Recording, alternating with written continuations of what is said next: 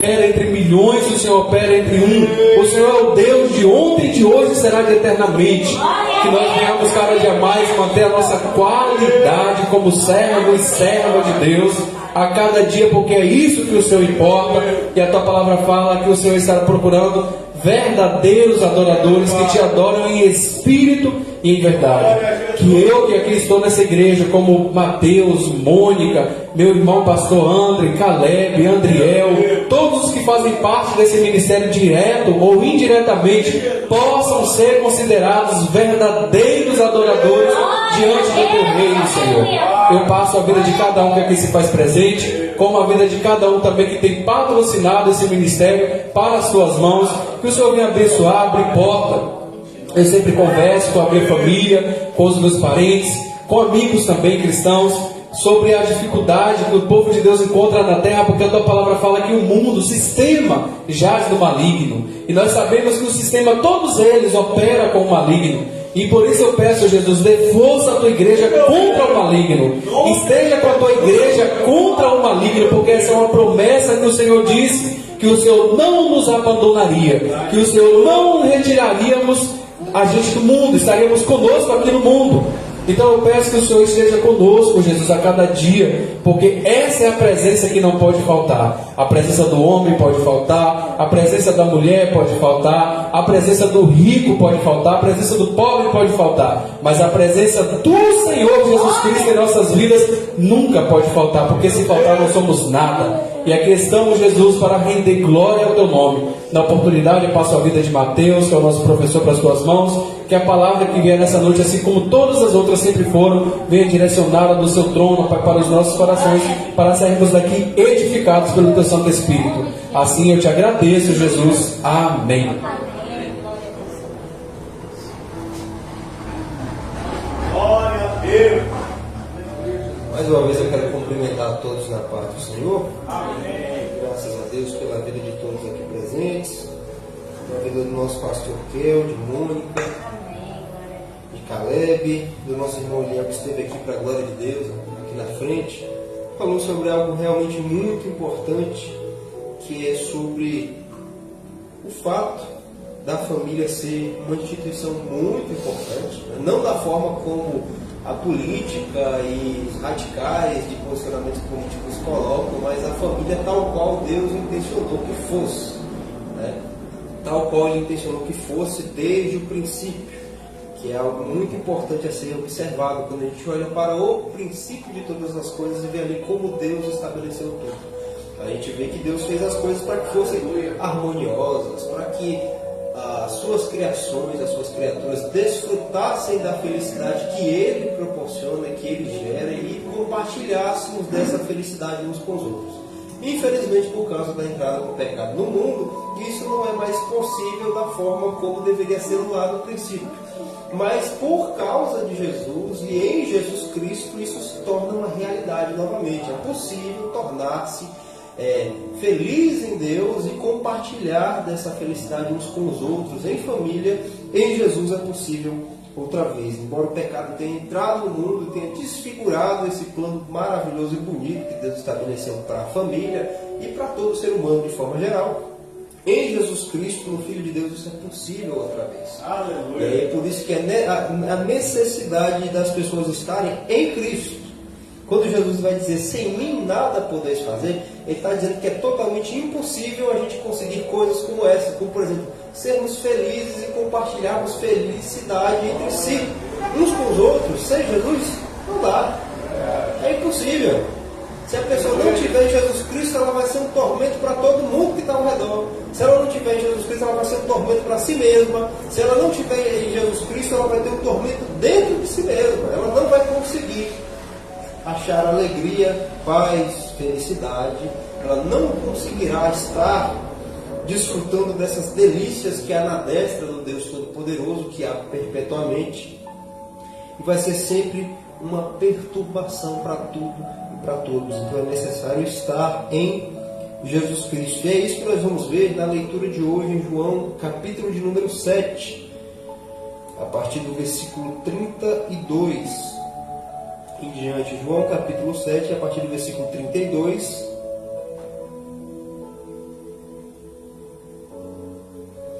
até o de número 43. Vamos até o número 43.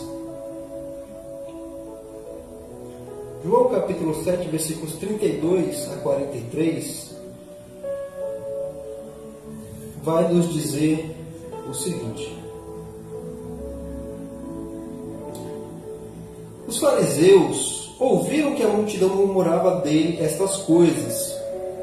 Então os fariseus e os principais dos sacerdotes mandaram servidores para o prenderem. Disse-lhes, pois, Jesus: ainda um pouco de tempo estou convosco, e depois vou para aquele que me enviou. Vós me buscareis e não me achareis. Onde eu estou, vós não podeis vir. Disseram, pois, os judeus uns para os outros: para onde irá este que não o acharemos? Irá porventura para os dispersos entre os gregos e ensinará os gregos? Que palavra é essa que disse: buscar-me-eis e não me achareis? E aonde eu estou, vós não podeis ir. E no último dia, o grande dia da festa, Jesus pôs-se em pé e clamou, dizendo: se alguém tem sede, venha a mim e beba. Quem crê em mim, como diz a Escritura, rios de água viva jorrarão de seu ventre. E isso disse ele do Espírito, que haviam de receber os que nele crescem, porque o Espírito Santo ainda não fora dado, pois ainda Jesus não tinha sido glorificado. Então muitos da multidão, ouvindo essa palavra, diziam: verdadeiramente este é o profeta. Outros diziam: esse é o Cristo. Mas diziam outros: vem, pois o Cristo da Galileia. Não diz a Escritura que o Cristo vem da descendência de Davi e de Belém, da aldeia de onde era Davi? Assim entre o povo havia dissensão por causa dele. Até aqui a nossa leitura. Acompanhando aqui, nós vemos Jesus em mais um momento onde as pessoas estão arrazoando, né, tendo ali as suas opiniões acerca dele. Nós já vimos isso desde o capítulo de número 6, e agora no capítulo de número 7 nós estamos revendo isso em mais um dado momento. Bom, o capítulo começa então, a leitura que nós fizemos, né, no versículo 32, capítulo 7, ela vai começar com os fariseus e os principais dos sacerdotes mandando oficiais para prender Jesus, né, ordenando a prisão dele, pois eles estavam preocupados com a influência que o próprio Jesus exerceria. O verso 32 fala: os fariseus ouviram que a multidão murmurava dele essas coisas. Então os fariseus e os principais sacerdotes mandaram os servidores para prender Jesus. Ele fala, Jesus então está mais uma vez sendo comentado pelas pessoas, e por causa da influência, né, vamos dizer assim, do destaque, rapaz, eu gosto, do destaque que Jesus está ganhando, né, dos holofotes sobre ele, que as pessoas já estão comentando muito, eles se sentiram sempre ameaçados pela presença, pela autoridade, pelo ensinamento de Jesus Cristo, pela influência que ele começa a ter no meio das pessoas. Eles agora querem tentar parar a influência de Jesus com a prisão, eles querem aprisioná-lo. A gente vai ver que à medida que o tempo vai passando, o sentimento dos judeus vai sendo perverso, ao ponto deles quererem matar Jesus mesmo. Aqui eles querem prender, conforme o tempo passa, eles depois querem matar. E nós acompanhamos aqui nesse primeiro momento esse desejo que eles têm. A gente vai ver então dos versículos 37 em diante a 39 a fala de Jesus e a comoção que essa fala vai gerar no meio das pessoas que a escutam, né? No último dia da festa, então Jesus ele vai se levantar e ele vai fazer algumas declarações. Nos versículos 40 a 43 as pessoas elas ficam divididas, né? Alguns vão dizer que ele é um profeta, alguns vão dizer que ele é de fato Cristo, e outros contestam a sua origem como Messias. Então a gente vai acompanhando aqui essa leitura no passo a passo, a gente vai ver quais são as lições importantes que nós temos aqui, né? E talvez a principal delas que nós já observemos aqui é que Jesus ele seja a fonte daquilo que nos faz viver espiritualmente, né? Nosso irmão Eliel esteve aqui à frente, ele falou, inclusive no momento em que ele estava orando, eu percebi quando ele fala, ele pediu a Deus para que nós fôssemos pessoas concebidas como adoradores que adoram o Pai em espírito e em verdade. Isso só é possível se cumprir aquilo que Jesus vai dizer para nós aqui no versículo de número 37 e 38. Se alguém tem sede, venha a mim, beba. Quem crê em mim, como diz a Escritura, rios de águas vivas jorrarão do seu ventre. Ele está falando de plenitude no Espírito Santo. É disso que ele está falando, que o versículo 39 vai explicar para nós. Sem isso é completamente impossível que a pessoa tenha essa fonte de água viva jorrando de si mesmo. Lembrando que a obra que o Espírito Santo faz na vida de uma pessoa, ela não converte somente na pessoa que o recebe, mas isso também flui para que outras vidas também ou sejam transformadas pelo seu testemunho próprio, ou simplesmente vejam a obra de Deus nelas, causando qualquer tipo de comoção, como foi no caso do próprio Jesus Cristo aqui. Então vamos para as lições que nós podemos aprender com essa leitura, com esse momento aqui, e sobre essa fala de Jesus aqui, que é tão importante para nós, né? Quando ele fala isso nos versículos 37 e 38. A primeira coisa que nós podemos reter dessa leitura é que Jesus é a fonte de toda a vida espiritual. Ah, mas vocês dizem isso frequentemente, né? A gente já está cansado de ouvir, sim, e a gente repete quantas vezes for necessário, porque é a verdade. A Bíblia toda está apontando, desde o Antigo para o Novo Testamento, que Jesus é a única fonte de vida espiritual. As pessoas só conseguem viver plenamente diante de Deus. Nós não estamos falando necessariamente da vida que nós temos no corpo, é de vida diante de Deus, é vida espiritual, é não estar morto espiritualmente diante de Deus. É disso que nós estamos tratando. Só é possível em Jesus.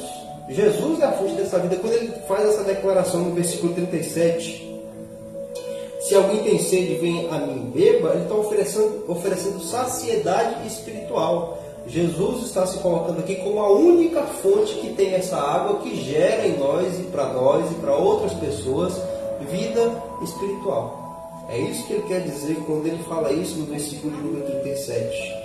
Como parte de todo o convite que ele faz, que é universal para o relacionamento com Deus. Mais uma vez relembrando, sem Jesus é impossível que a pessoa desenvolva relacionamento com Deus. Por que é tão importante nós estamos sempre repetindo que Jesus é a única fonte de vida para nós vivermos espiritualmente? Porque de fato ele é a única. Infelizmente tem gente que está buscando viver espiritualmente em diversas coisas. Tem gente que busca viver espiritualmente através do seu próprio esforço, achando que compra de Deus algum favor com a sua bondade, com a sua generosidade, com as suas boas obras. Tem gente que vive achando que está sendo espiritual através de quaisquer outros ritos, coisas que oferecem em sacrifícios, em oferendas e coisas desse tipo. E as pessoas vão caminhando pela vida achando que estão espiritualmente vivas porque praticam coisas como essas. E sempre convergindo-se na sua própria pessoa. Eu que faço, eu que dou, eu que distribuo, eu que realizo, e por causa disso eu vivo espiritualmente. Não. Essas outras coisas aí não são fonte de vida espiritual. Jesus é a fonte da vida espiritual. Ele é a fonte dessa água que diz: se alguém tem sede, vem até mim e beba. Então, oferecendo saciedade espiritual, como a gente vê explicado no versículo 39, né? Ele está falando aqui do Espírito Santo àqueles que creem. O Espírito Santo que é dado da parte de Jesus Cristo àqueles que creem, mostrando também que Jesus é a fonte desse Espírito. O Espírito Santo é aquele, como nós cremos, que procede do Pai e, mediante essa leitura, procede também do Filho, de Jesus Cristo. O Espírito Santo é Ele quem sopra, Ele quem ministra sobre as pessoas. Faz lembrar daquela frase de João Batista quando ele diz que é Ele quem batiza com o Espírito Santo ou no Espírito Santo e com fogo. Então Jesus é a fonte desse poder regenerador, transformador, e que faz com que um pecador realmente reviva diante de Deus e viva espiritualmente. O Espírito Santo procede de Jesus Cristo e somente de Jesus Cristo, é exclusivo. Ninguém mais participa dessa autoridade, dessa plenitude que só Jesus tem. Maria não participa, Pedro não participa, Paulo não participa, orixás não participam, absolutamente nada nem ninguém participa da eminência que só Jesus Cristo possui na salvação. Só Jesus Cristo salva. Esforços humanos não salvam ninguém, bondade e caridade humana não salvam ninguém, projetos, coisas que o ser humano faz em prol de outras pessoas, isso não salva absolutamente ninguém. Religiosidade, comparecer à igreja, ter comunhão com as pessoas pessoas da igreja, é participar dos ritos, dos sacramentos. Isso tudo não salva. Só Jesus Cristo salva. E só Jesus é quem dá sentido para essas coisas. Por que essas coisas não salvam? Porque essas coisas só terão valor para a pessoa que está em Jesus. Eu posso ser uma boa pessoa? Sim, mas isso só vai fazer sentido se eu estiver em Jesus. Por quê? Porque Ele é a fonte de toda bondade. Eu posso ser uma pessoa caridosa? Sim, mas isso só vai ter valor real se eu estiver em Jesus Cristo. Porque Ele é a fonte de todo amor que gera caridade. Caridade sem amor é uma coisa completamente vazia. Eu só posso ser, digamos assim, religioso, ser uma pessoa que participa dos ritos, sacramentos. Isso só vai ter valor se eu estiver em Cristo. Por quê? Porque Ele é a fonte de toda espiritualidade. Jesus é a fonte de toda a nossa vida eterna e espiritual diante de Deus. Não adianta recorrer a outros meios, não adianta confiar em si mesmo, confiar nas religiões, confiar em outras coisas, filosofias. Não.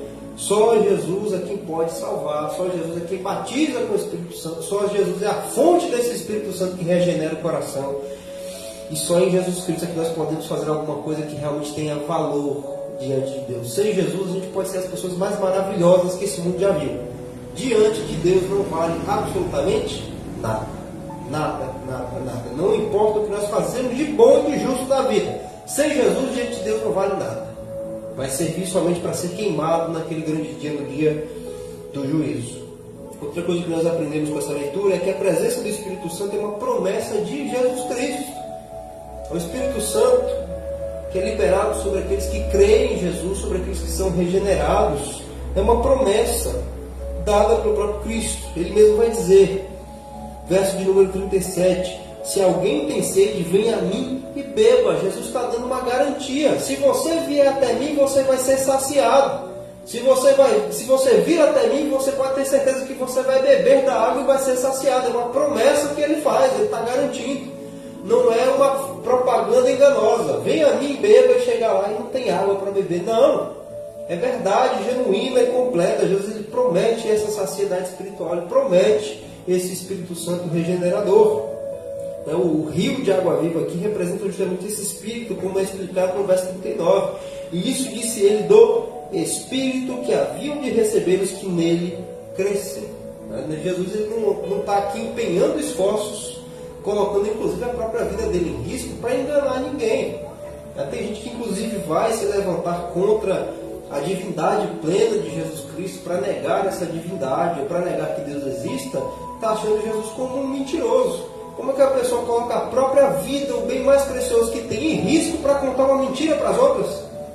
Jesus Cristo não ia perder o tempo dele, nem a vida dele, que é algo que é tão precioso, que é a nossa vida, para enganar ninguém. Ele é a fonte dessa água, ele é a fonte dessa vida espiritual, ele é a fonte do Espírito Santo regenerador. Outra coisa que nós aprendemos aqui com essa leitura é que a rejeição e confusão sobre Jesus mostra a cegueira espiritual. Isso a gente está acompanhando desde o capítulo de número 6. As pessoas ouvem Jesus, elas veem Jesus claramente realizando tudo que ele realiza, e mesmo assim elas permanecem incrédulas, permanecem duvidosas e se levantam mesmo de maneira exposta contra Jesus. A gente na verdade está acompanhando isso desde o capítulo de número 5, que é quando Jesus fala para eles: vocês examinam as Escrituras porque vocês acreditam que nelas tem a vida eterna. Ok, só que vocês não querem vir até mim para ter vida. É como se Jesus dissesse assim: vocês estão aí empenhados em procurar a vida eterna nas Escrituras. Ok, vocês estão fazendo bem. Só que quando essa vida eterna se apresenta diante de vocês, e ela está aqui, que sou eu mesmo, vocês rejeitam completamente. O que mostra o quê? Incredulidade. Eles não criam em Jesus, não acreditavam que Jesus era essa fonte de vida eterna que eles tanto buscavam através das Escrituras. E Jesus mesmo vai dizer: e são as Escrituras que testificam de mim. Ou seja, vocês estão examinando as Escrituras para procurar a vida eterna, e elas mesmo estão apontando para mim como essa vida que vocês estão procurando. Mas vocês não querem vir até mim para receber vida. É o que ele fala lá no capítulo 5, versículo de número 38 e 39. Então a gente vê aqui que a rejeição a Jesus aqui é cegueira espiritual e dureza de coração. Não é por falta de evidências. Isso já foi dito aqui muitas vezes e é sempre bom relembrar. A pessoa que não crê em Deus, que não crê em Cristo, e ela permanece no seu caminho de rejeição, ela não se submete. Não é porque ela realmente não tem nada que prove que ela deveria seguir esse caminho, não, é porque ela é dura de coração mesmo. As evidências estão o tempo todo nos cercando de que há um Deus, de que Ele é eterno, de que Ele é atemporal, de que Ele não está no espaço e nem no tempo, de que tudo isso veio depois dele, ou seja, Ele é antes de tudo. A própria criação testifica com a sua complexidade que existe uma mente engenhosa por trás disso tudo, e tantos outros eventos relacionados à nossa vida e coisas extraordinárias das quais a gente ouve falar em noticiários, e mesmo assim as pessoas estão sempre incrédulas. Elas não creem, elas realmente é como um nível de insanidade tremendo.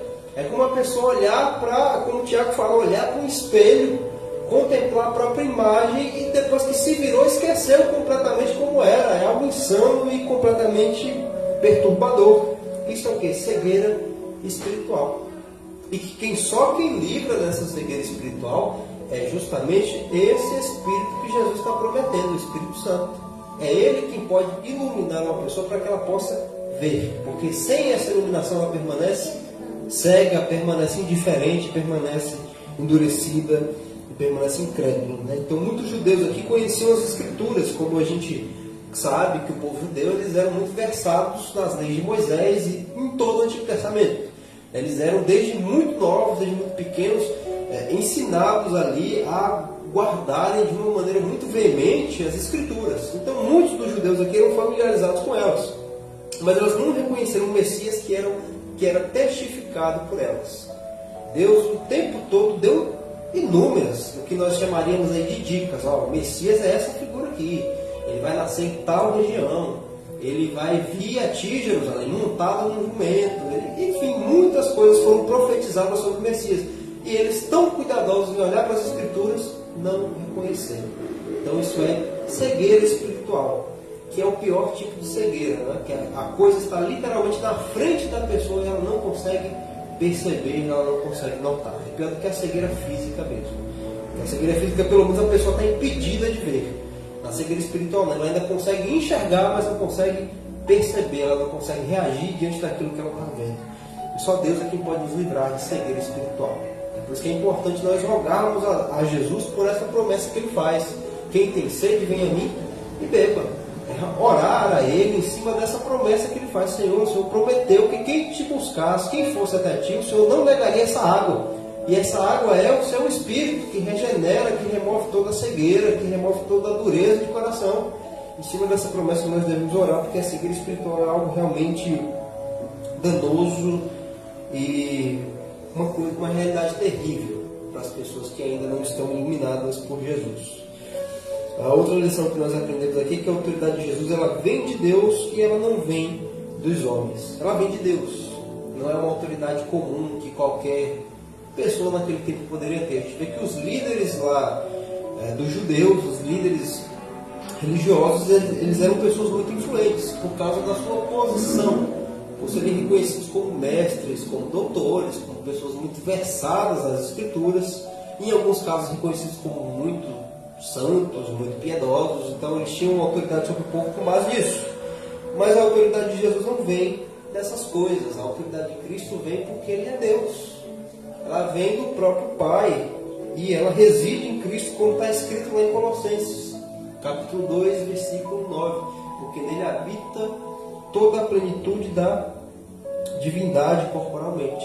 Então Jesus ele é completamente Deus e é disso que vem a sua autoridade. Nessa leitura aqui, né, a gente vê que os guardas que são enviados para prender Jesus, a mando dos judeus, eles não conseguem porque eles ficam sem ação diante do que Jesus fala. Ele se levanta no meio da festa e ele diz: se alguém tem sede, venha a mim, beba. Quem crê em mim, como diz a Escritura, rios de águas vivas jorram do seu ventre. E isso disse ele do Espírito, que haviam de receber os que crescem nele. Porque o Espírito Santo ainda não fora dado, pois ainda Jesus não tinha sido glorificado.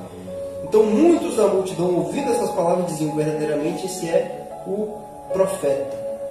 Entrando já no versículo 44, é que a gente vai perceber essa questão acerca de Jesus. E alguns deles queriam prendê-lo, mas ninguém lançou mão dele. A gente vai ver isso no próximo sermão,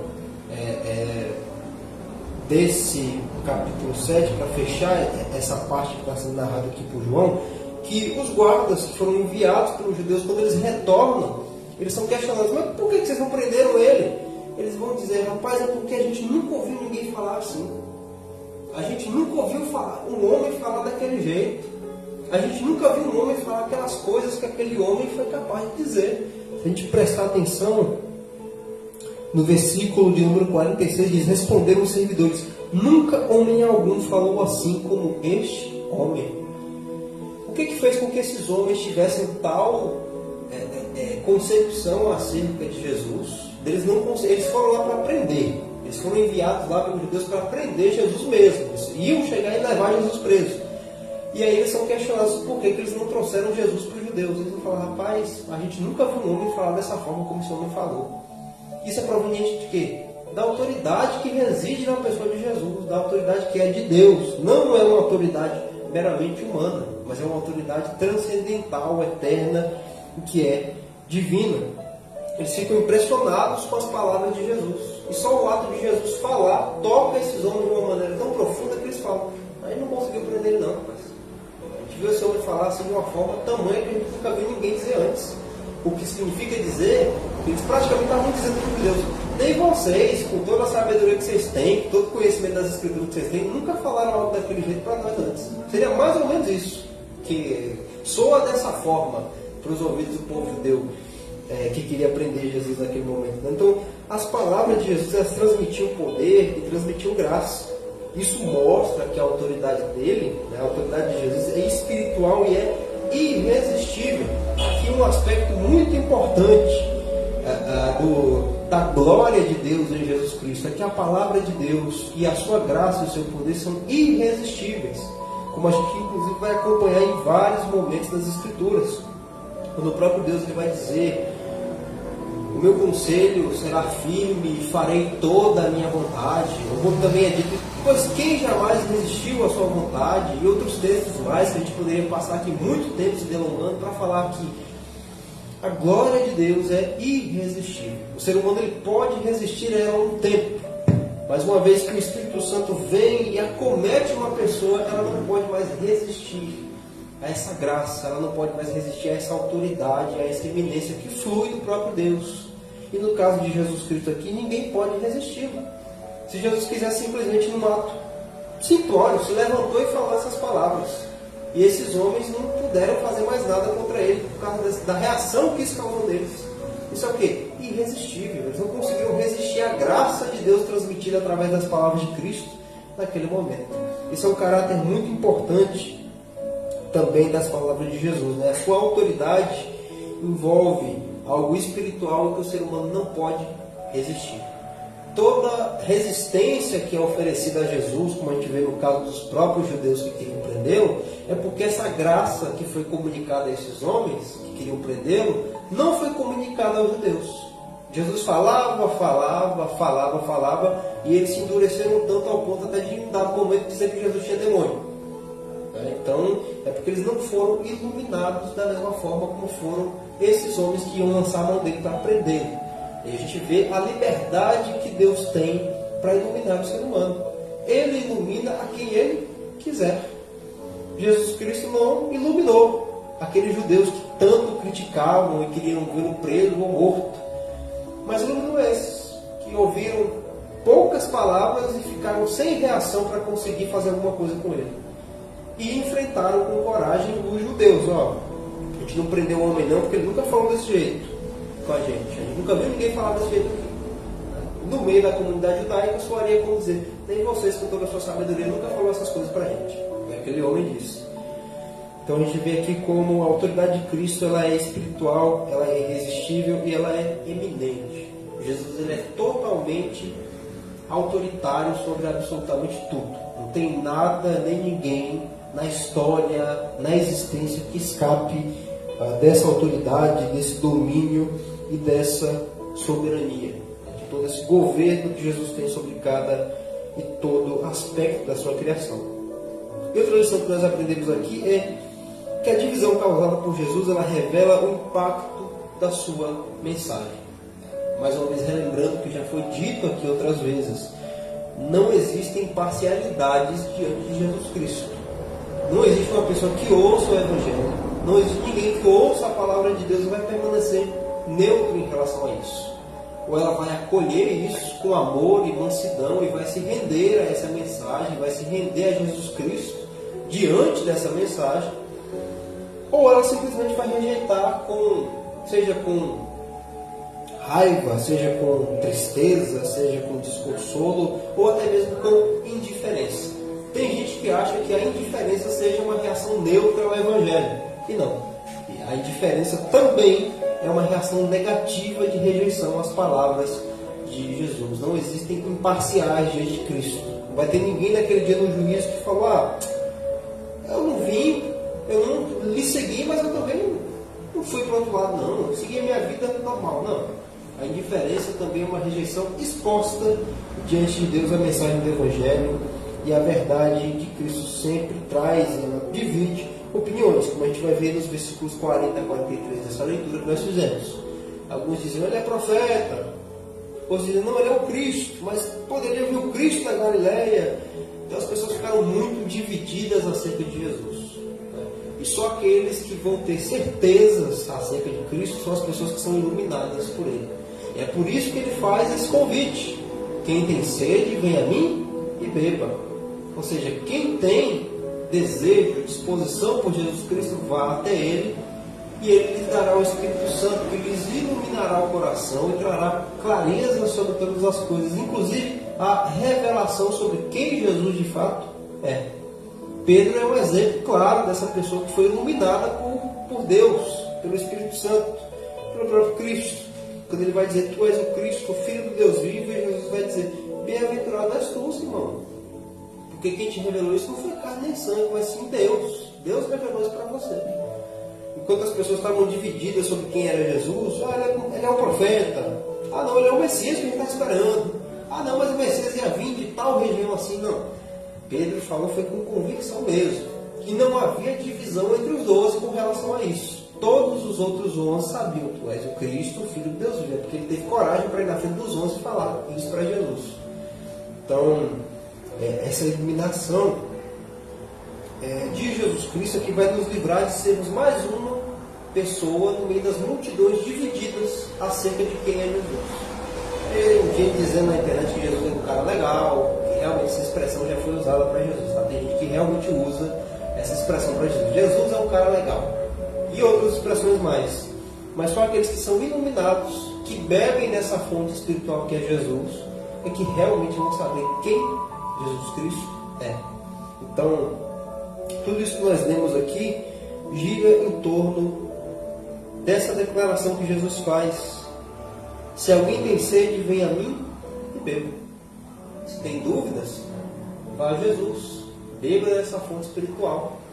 Incertezas, medos, lutas constantes no próprio coração, na própria mente, dúvidas realmente que mexem muito com a nossa estrutura, falta de convicção, falta de fé, vivendo de uma forma dupla, digamos assim.